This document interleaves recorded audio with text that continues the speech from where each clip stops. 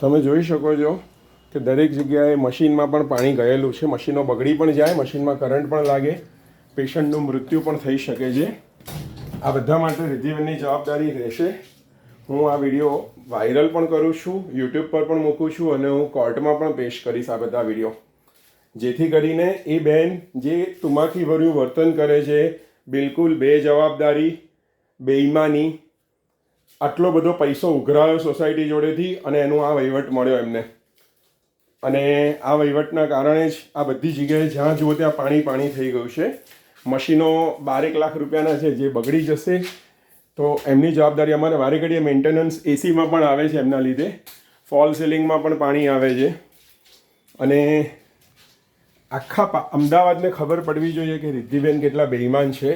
એટલા માટે આ વિડીયોને 100% વાયરલ કરવાની જવાબદારી લેવી પડશે. અને પેશન્ટો ડૉક્ટર હાઉસમાં આવતા બંધ થઈ જાય એ જરૂરી છે. કોઈ બી ડૉક્ટરને ત્યાં ના આવવા જોઈએ, કારણ કે આ બિલ્ડિંગ ભયજનક તો છે જ, અને છતાં પણ એનું રીડેવલપમેન્ટ નથી કરી રહ્યા.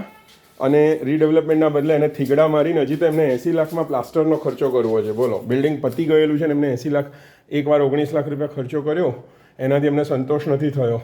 એ કર્યા પછી તો પાણી લીકેજ થવાનું વધી ગયું છે, અને છતાં પણ હજી એમને 80 લાખ બીજા ખર્ચો કરવો છે. 35 વર્ષ જૂના બિલ્ડિંગમાં ખર્ચો કરવાનો હોય કે ઉતારીને નવું બનાવવાનું હોય?